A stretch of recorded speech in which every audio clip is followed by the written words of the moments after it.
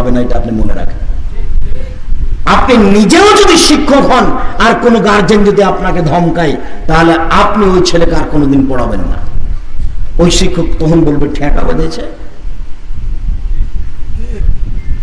যার কারণে আদব কায়দা সব উঠে গেল। মুআয ইবনে জাবাল রাদিয়াল্লাহু তাআলা আনহু বলেন, রাসূল সাল্লাল্লাহু আলাইহি সাল্লাম বলেছেন, ইন্না হাযাল আমরা বাদা নবুওয়াতান রাহমা, নেতৃত্ব শুরু হয়েছে নবী দিয়ে, দয়া দিয়ে। কোন নবীর চলেনি নেতৃত্ব আল্লাহর দয়া ছাড়া। সম্মাতা কোন খেলাফাত রাহমা, তারপর নেতৃত্ব শুরু হয়েছে খলিফা দিয়ে ও দয়া দিয়ে। ওমর রাদিয়াল্লাহু তাআলা আনহুর নেতৃত্ব চলেনি আল্লাহর দয়া ছাড়া। তারপরে সুম্মা মুলকান আজুজান, তারপর নেতৃত্ব শুরু হয় জোরজার মুল্লুকতা।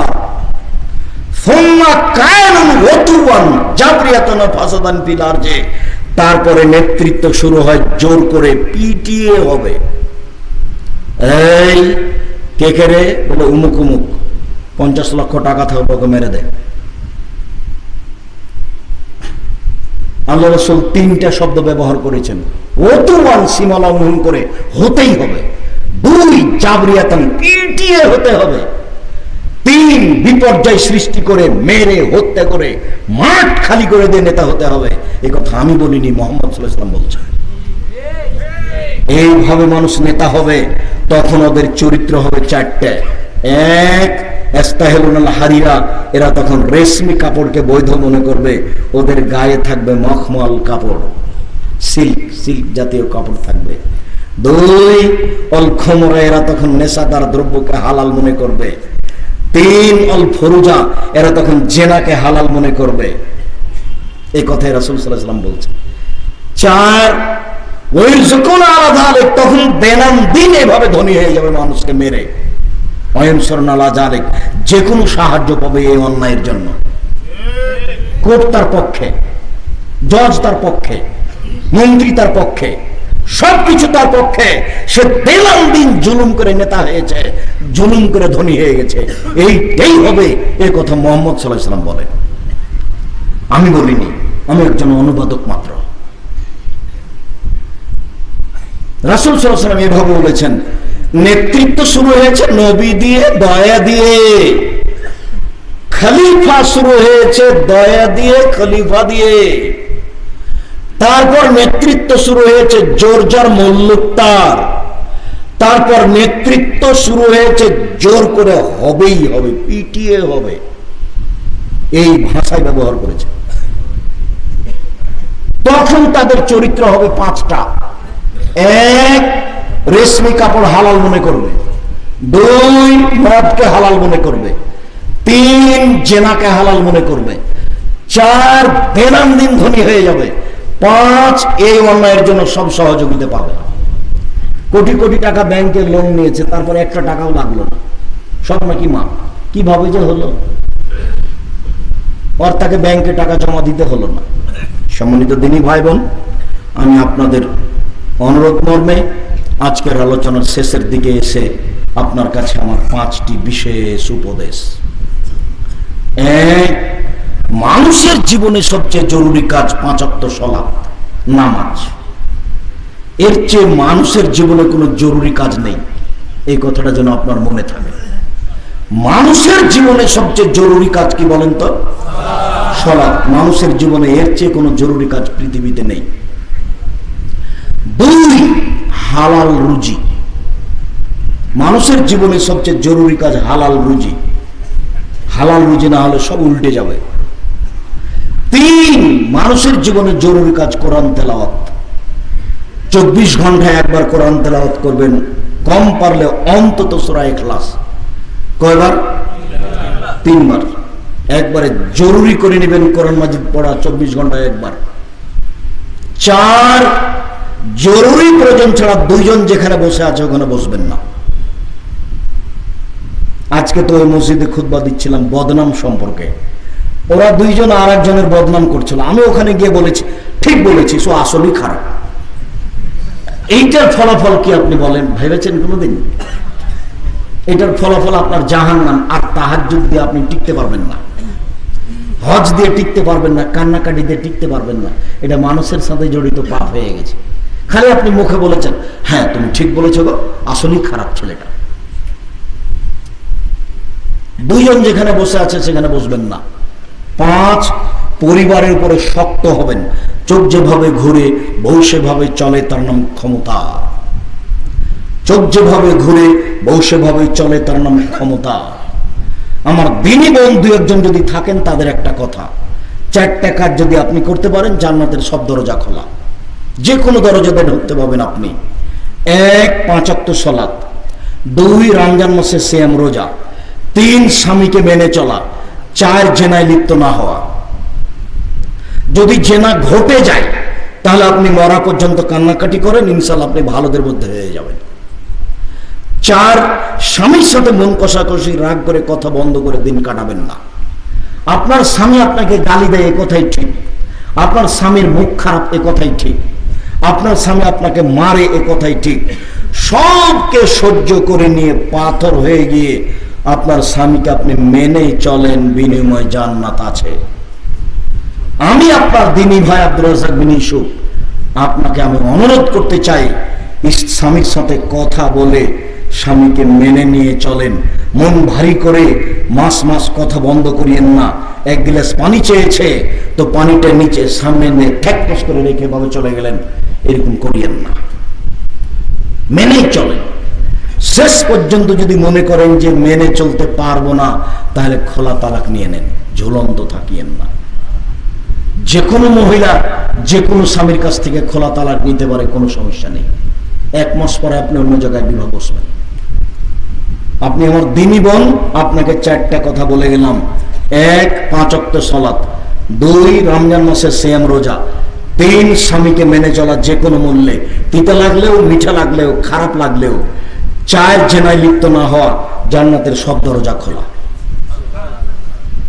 আর আপনার জন্য একটা জরুরি কথা বলে যাচ্ছি, আপনার জিম্মেদারি 5টা। 1, ফাকসুহা মাক্তাসাইতা, যে মানের কাপড় পরেন বউকে সে মানের পরাবেন। 2, আতেমা মাতায়েমতা, যে মানের আপনি খাচ্ছেন বউকে সে মানের খাওয়াবেন। 3, অলা তুকাব্বে, কটু কথা বলবেন না কখনো। ভুলেও বলবেন না তোমার রংটা কালো, ভুলেও বলবেন না তোমার ঠোঁটটা মোটা। একবার বললে 10 বছর আপনাকে ভালোবাসবে না। খুব প্রশংসা করবেন, ও হলো প্রশংসা প্রিয়। প্রশংসা করলেই সারা রাত আপনার পা টিপে দিবে, খিদমত পাবেন। খালি প্রশংসা করবেন, কোনো সময় নিন্দা করিয়েন না। 4, মুখের উপরে মারবেন না। 5, আল্লাহ তাতরখা ইল্লা ফিল বাইতে, নিজের বাড়ি ছাড়া কোথাও যেতে দিবেন না। খালার বাড়ি যেতে পাবে না, বোনের বাড়ি যেতে পাবে না, মায়ের বাড়ি যেতে পাবে না। জরুরি প্রয়োজন ছাড়া বাড়ি ত্যাগ করতে পাবে না। বিবাহের বাড়ি তো প্রশ্নই আসে না। বিবাহের বাড়িতে গেলে স্বামীর সংখ্যা বেশি হয়ে যায়। হাট বাজারের প্রশ্নই আসে না। কা পুরুষ তার বউকে হাট বাজার পাঠাই? কই, আমাদের কোনদিন হাট বাজারে যায় না। আমরা তো দেশে বেঁচে আছি, আমাদের তো চলছে। আমরা নদাপাড়াতে থাকি, রাজশাহীতে 18 বছর থেকে আছি, তো কোনোদিন তো চায়ের স্টলে বসিনি আমরা, তো আমরা তো বেঁচে আছি দুনিয়াতে। আমি 4 বছর থেকে ডাঙ্গিপাড়াতে আছি, তো কোনোদিন তো আমি চায়ের স্টলে বসিনি, তো আমরা তো বেঁচে আছি। খুব সাবধান, জরুরি প্রয়োজন ছাড়া আপনার স্ত্রী বাড়ি ত্যাগ করতে পারবে না। তাহলে আপনি পুরুষ, তখন আপনার জান্নাত সহজ হবে। মর্মে সম্মানিত দিনী ভাই বোন, আমার মনে বড় স্বাদ, আমি এদেশের মাটিতে উন্নত মানের প্রতিষ্ঠান গড়বই ইনশাআল্লাহ। সেটাই হচ্ছে জামিয়া সালাফিয়া। জামিয়া সালাফিয়া 6 মাইল বাবুগঞ্জ বরিশাল, জামিয়া সালাফিয়া তেঘরা বিরল দিনাজপুর, জামিয়া সালাফিয়া রূপগঞ্জ নারায়ণগঞ্জ ঢাকা, জামিয়া সালাফিয়া ডাঙ্গিপাড়া পাওয়া রাজশাহী। এদেশের মাটিতে আমি উন্নত মানের প্রতিষ্ঠান গড়বো ইনশাআল্লাহ, যেখানে ছেলেমেয়েরা পৃথক পৃথক স্থানে বাংলা, ইংরেজি, আরবি উন্নত মানের শিক্ষা অর্জন করে জাতির অন্যায়ের বিরুদ্ধে লড়বে ইনশাআল্লাহ। সেই দিন আর দূরে নেই, এটা বাস্তবভাবে বরিশালের মাটিতেও হবে। যার কারণে আমি বিশেষভাবে বৃহত্তর বরিশালবাসীকে বলতে চাই, বিশেষভাবে পিরোজপুর, ঝালকাঠি, ভোলা, পটুয়াখালী, বরগুনা, এই 5টি জেলার দিনী ভাই বোন দেশে বিদেশে যারা আছেন, আপনাদের নিজস্ব জেলা বরিশাল বৃহত্তর জেলা, আপনারা বরিশাল অন্তর্গত জেলার মানুষ পৃথিবীর যেখানে থাকুন না কেন, সেই ভালোবাসার ভিত্তিতে আল্লাহর কাছে মাঝে মধ্যে বলুন, আল্লাহ তুমি জামিয়া সালাফে কবুল করো। আপনার কাছে আমার এটা জোরালো দাবি, পৃথিবীর যেখানে থাকুন না কেন, আপনি বৃহত্তর বরিশালের অন্তর্গত, আপনি একজন মুসলিম পুরুষ নারী হিসেবে দানের হাত প্রশস্ত করুন। পতিতালয়ের মহিলা যদি কুকুরকে পানি পান করে জান্নাত পেতে পারে, তাহলে আপনি সঠিক আকীদার প্রতিষ্ঠানে 10টা টাকা দিয়ে আপনার জান্নাত হতে পারে, হবে ইনশাআল্লাহ। সম্মানিত দিনী ভাই বোন, আপনি ভুলে গিয়ে যদি সেই প্রতিষ্ঠানে 10 টাকা দান না করেন, তবু কিন্তু জামিয়া সালাফিয়া বরিশালে গড়বেই গড়বে। কিন্তু আপনি ফাঁকে থেকে যাবেন, এটা আমি চাই না। আপনি না দিলেও গড়বে, দিলেও গড়বে, গড়বেই গড়বে। কিভাবে গড়বে তা আমি জানি না, নিশ্চিত গড়বে, অবধারিত গড়বে, গড়বেই গড়বে ইনশাআল্লাহ। কিন্তু আপনি ফাঁক থেকে যাবেন, এটা আমি চাই না। যারা বেশি পারে বেশি দিবে, যারা কম পারে কম দিবে। সব সময় দানের হাতকে প্রশস্ত রাখবেন। জামিয়া সালাফিয়ার জন্য সঠিক আকীদার প্রতিষ্ঠান। বর্তমান জামিয়া সালাফিয়ার অবস্থা, বর্তমান জামিয়া সালাফিয়ায় 3850 জন ছেলে মেয়ে আছে, তার 500 জন অসহায়, 200 জন ইয়াতীম, 167 জন শিক্ষক শিক্ষিকা আছেন যাদের বেতন লাগে 19,50,000, প্রায় 20 লক্ষ প্রতি মাসে বেতন লাগে। আমরা আশা করছি জামিয়া সালাফিয়া 6 মাইল বাবুগঞ্জ বরিশাল সামনে জানুয়ারিতে আমরা চালু করব ইনশাআল্লাহ, এটা আমরা আশা করছি। বাকি কিছু কাজ আছে, সেটুকু কাজ হয়ে গেলে আমরা বাকি কাজগুলি আরম্ভ করব ইনশাআল্লাহ। সম্মানিত দিনী ভাই বোন, বর্তমান জামিয়া সালাফের অবস্থা হচ্ছে এই। সাথে সাথে জামিয়া সালাফের রূপগঞ্জ নারায়ণগঞ্জে 6 থেকে 800 শতক জমি, শতক বুঝেন কিনা, 6 থেকে 800 শতক জমি আমরা কিনবো আশা করছি ইনশাআল্লাহ। 350-400 শতক আমাদের জমি কিনা হয়ে যাওয়ার অন্তর্ভুক্ত বলে আমরা মনে করছি, যেখানে 200 থেকে 250 শতক জমির উপরে বাইতুল হাম জামে মসজিদ গড়বে, যার একতলায় 10,000 মুসল্লি একসাথে সালাত আদায় করতে পারবে। আমরা আশা করছি যে 6 মাইল বাবুগঞ্জ বরিশালে বাইতুল হাম জামে মসজিদ গড়বো আমরা ইনশাআল্লাহ, যার একতলায় 3,000 বা তার চেয়ে বেশি মানুষ সালাত আদায় করতে পারবে ইনশাআল্লাহ। ওই 6 মাইল বাবুগঞ্জ বরিশাল, ওইটা বিমানবন্দরের অপর দিকে, এইটা আবার রাজশাহীতে বিমানবন্দর যেদিকে বিমান উঠে ওই দিকেই, যার কারণে 4 তলার বেশি রাজশাহীতে হবে না।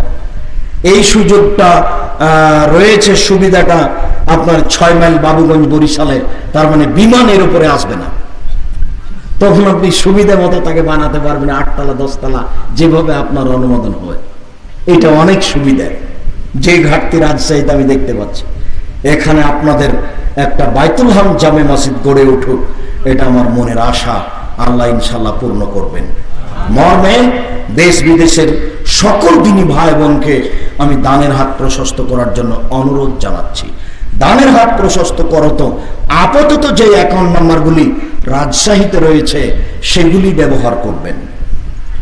সব অ্যাকাউন্ট নাম্বারগুলি হচ্ছে ইসলামী ব্যাংক বাংলাদেশ লিমিটেড রাজশাহী শাখা, ইসলামী ব্যাংক বাংলাদেশ লিমিটেড রাজশাহী শাখা, জামিয়া সালাফিয়া জেনারেল ফান্ড 20501120436770। এটা হচ্ছে জামিয়া সালাফিয়া জেনারেল ফান্ড।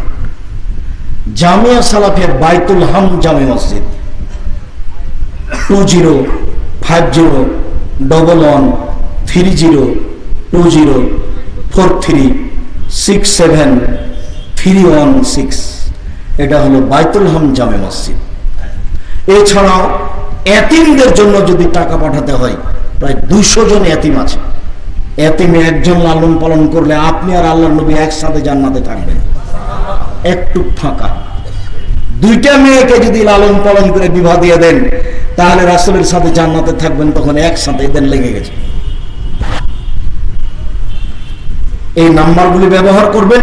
আর এমনিতে আগে থেকে যেটা চালু আছে আল আরাফা ইসলামী ব্যাংক রাজশাহী, আব্দুর রাজ্জাক, শুধু আব্দুর রাজ্জাক দেওয়া আছে, এতে দেশ বিদেশ থেকে টাকা পাঠাতে কোনো সমস্যা নেই।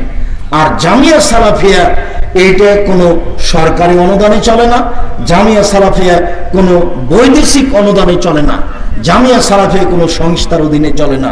এই সাধারণ মানুষের 10 টাকা 5 টাকা দিয়ে চলে, এটাই সহজ, আর এতেই ভালো চলবে ইনশাআল্লাহ। দেখতে পাবেন এর বিনিময়ে বিশাল কিছু।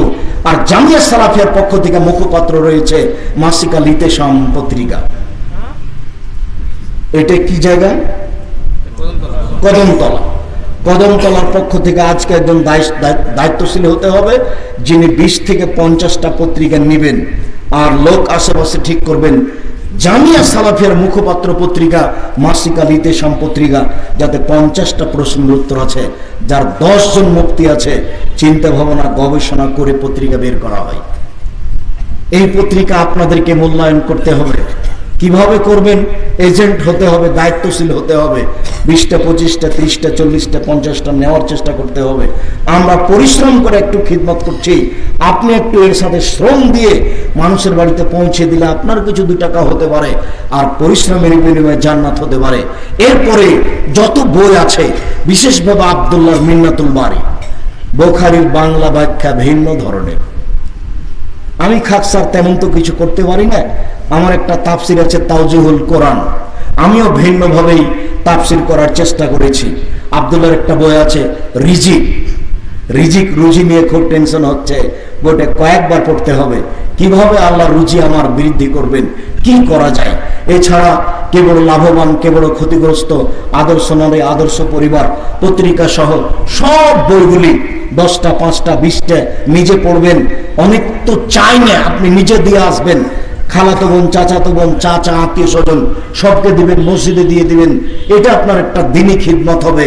সকল দিনী ভাই বোনকে জামিয়া সালাফের জন্য আন্তরিকভাবে দোয়া করার অনুরোধ রেখে, দেশি বিদেশি যত ভাই বোন আছেন সবকে জামিয়া সালাফের জন্য আন্তরিক হওয়ার অনুরোধ রেখে কয়েকটা জিজ্ঞাসা। ফরজ সালাতে ইমাম যখন ফাতিহা জোরে পড়েন তখন মুক্তাদিরা কখন ফাতিহা পড়বে? বিশিষ্ট সাহাবী আবু হুরায়রা রাদিয়াল্লাহু তাআলা আনহু বলেন, পিছে পিছে চুপে চুপে পড়বে, পিছে পিছে চুপে চুপে পড়বে। ওনার যখন এক আয়াত শেষ হয়েছে তখন আপনি শুরু করবেন, আবার আয়াত শেষ হয়েছে আবার আপনি শুরু করবেন, মনে মনে পিছে পিছে পড়তে হবে। আহলে হাদিস কি? আহলে হাদিসের উৎপত্তি কখন? পৃথিবীতে মানুষের মতামতকে বাদ দিয়ে কোরআন এবং সহিহ হাদিস মেনে চলে যারা, তারাই আহলে হাদিস। জঙ্গলে থাকলেও শহরে থাকলেও মানুষের মতামতকে বাদ দিয়ে কোরআন এবং সহিহ হাদিস মেনে চলে যারা, তারাই আহলে হাদিস। সে মুচিও হতে পারে, সে বাদশাও হতে পারে, সে জঙ্গলেও হতে পারে, সে শহরেও হতে পারে, সে কোনো নেতার অধীনে থাকতেও পারে, নাও থাকতে পারে। শুধুমাত্র একটা খেয়াল, কোরআন এবং সহিহ হাদিস মেনে চলতে হবে। কেন? এদেশের মাটিতে প্রায় 3 লক্ষ বানানো হাদিস আছে, আমার বাসায় আছে 10,000। যে কোনো সময় আপনাকে আমি মানুষের বানানোর 10,000 হাদিস দেখাতে প্রস্তুত। কোনো সময় রাজশাহী গেলে দেখাবো ইনশাআল্লাহ। আহলে হাদিস কখন থেকে? সাহাবীগণ যারা কোরআন এবং সহিহ হাদিসের উপরে শক্ত ছিলেন, অটল ভাবে আমল করার চেষ্টা করতেন, তারা সবাই আহলে হাদিস। আজও আহলে হাদিস। যারা বড় বড় বিদ্বান তারাই আহলে হাদিস। ইমাম আবু হানিফা রাহিমাহুল্লাহ আহলে হাদিস। উনিও বলেছেন যে আমার কথা মানা হবে না, আমার যদি কোনো কথা কোরআন এবং হাদিসের বিরুদ্ধে যায় তাহলে কি করতে হবে? ছুঁড়ে মারতে হবে। তাহলে ইমাম আবু হানিফা রাহিমাহুল্লাহ ছিলেন সবচেয়ে বড় আহলে হাদিস। আপনি বুঝতে পারেননি, সেই জন্য বদনাম করছেন, বক্তব্য বন্ধ করছেন। এদের কি হবে? কতদিন বক্তব্য বন্ধ করবেন? এই কাজ কেউ করে? এই কাজ করতে হবে না, ভুল হয়েছে। ওতে মানুষের বদনাম হয়, ওতে মানুষকে খাটো করা হয়, ওতে একটা টেনশন বাড়ে। এতে কি উপকার হবে? কিছুই না। মধ্যে থেকে আপনি অপমান হলেন, আল্লাহর কাছে যদি অসন্তুষ্টির পাত্র হয়ে যান তাহলে তো পরকাল গেছে। আহলে হাদিস কি সত্যি ইহুদির দল? যারা বলছে ইহুদির দল, তাদের কি হবে তা কি জানেন? আল্লাহ রাসূল বলছেন যে আপনি যদি আমাকে ইহুদি বলেন আর আমি যদি ইহুদি না হই তখন আপনি ইহুদি। এইটা বুখারী মুসলিমের হাদিস। তো যত লোক এই কথা বলছে তত লোক যে কখন ইহুদি হয়ে গেছে তা কি ও বুঝে? কই আমরা তো কাউকে কোনোদিন ইহুদি বলতে যাই না, কাফের বলতে যাই না, কাউকে গালি দিতে যায় না। এখানে আজকের বক্তব্যের শুরুতে একজন বলছিলেন যে অমুক এখানে বক্তব্য দিয়ে আহলে হাদিসকে গালি দিয়ে গেছে। আমার জীবনে আমি কোনোদিন আপনার বিরুদ্ধে বাক্য বের করিনি, আমার জীবনে কোনোদিন করিনি। আপনি আহলে হাদিসকে গালি দিলেন, যদি ওরা গালির যোগ্য না হয় তাহলে কি হবে? তাহলে সব গালি আপনার উপরে যাবে। হাদিস বুখারী মুসলিম। আপনি যে এই কথা বলেছেন ইহুদিদের দালাল, আপনি কি ভেবেছেন এই বাক্য কত কঠিন? আপনি ইহুদি হয়ে গেছেন, নইলে আপনি কি ইহুদি প্রমাণ করেন। আর আপনাকে ইহুদি প্রমাণ করার জন্য আমাকে কিছু লাগবে না। হাদিস বুখারী মুসলিম।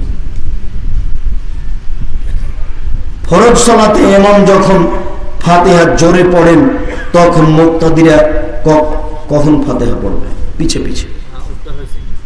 পুরুষ এবং নারীদের জন্য কোন রঙের পোশাক পরা যাবে না। কোন রঙের? পুরুষেরা লাল পোশাক পরা থেকে বিরত থাকবে, হলুদ পোশাক একেবারেই না যায় পুরুষের জন্য। মহিলাদের জন্য কোনো বাধা নাই, যে রং ভালোবাসে, হলুদ হোক, লাল হোক, কালো হোক, সবুজ হোক, যেটা ভালো লাগে। কিন্তু পুরুষ লাল পোশাক পরা থেকে বিরত থাকবে আর হলুদ পোশাক টোটালি করবে না। দাড়ি রাখার কি কোনো